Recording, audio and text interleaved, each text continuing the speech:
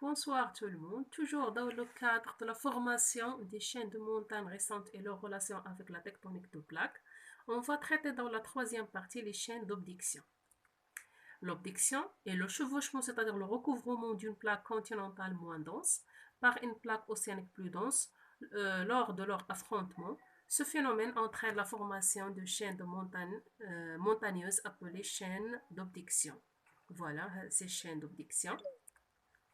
Afin de préciser les caractéristiques de ces chaînes d'obduction, par exemple la chaîne de Hajar, d'après la légende de la figure B, on note la présence de complexes ophiolitiques composés essentiellement de péridotite, gabbro, filons de dolorite et le basalte sous forme de filons ou en coussin, recouverts par des sédiments marins, étendus sur de vastes extensions.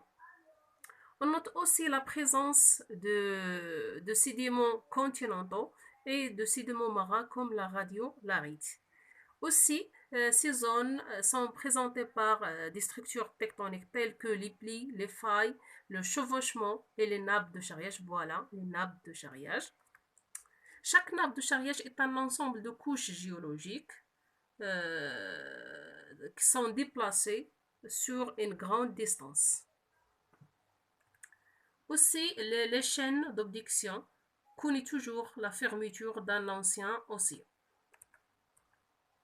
On passe à la formation d'une chaîne d'obduction de la Nouvelle-Guinée. Le document 8 présente une coupe géologique effectuée sur l'est de Nouvelle-Guinée. Le document 9 présente une coupe longitudinale de la lithosphère océanique. D'après l'exploitation des deux documents, on va comparer la composition pétrographique des groupes A, composé de péridotite, de gabbro, 3 basaltes, sédiments récents et cinquièmement les volcans. Voilà le groupe A. Et le groupe B, c'est composé essentiellement d'une croûte continentale. Alors que le document 9, il montre les composantes du complexe euphiolitique qui sont péridotite, les filets de dolorite et les basaltes soit en coussin ou bien en filon. Et ces composantes sont recouvertes par les sédiments marins. On va exploiter les deux documents pour montrer que cette chaîne appartient aux chaînes d'obduction.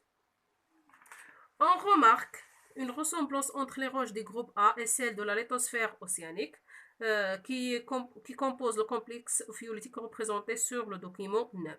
Comme déduction, le chevauchement de la croûte continentale, c'est-à-dire le groupe B, par les roches des groupes A, qui représentent la lithosphère océanique, indique l'obduction de la lithosphère océanique sur la lithosphère continentale.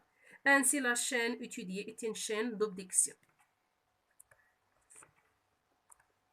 On passe aux différentes étapes de la formation de la chaîne de Nouvelle-Guinée. Avant 50 millions d'années, on note une subduction intra-océanique au niveau de l'océan Pacifique. Avant 39 millions d'années, on note une séparation d'une partie de l'Australie et formation d'un domaine marin appelé mer de Kouri, avec la poursuite d'une subduction intra-océanique. Avant 23 millions d'années, une partie de la lithosphère océanique chevauche la partie continentale, voilà, la partie continentale séparée de l'Australie sous forme de nappe de charriage, donnant naissance à la chaîne de montagnes de Nouvelle-Guinée. Merci de votre attention.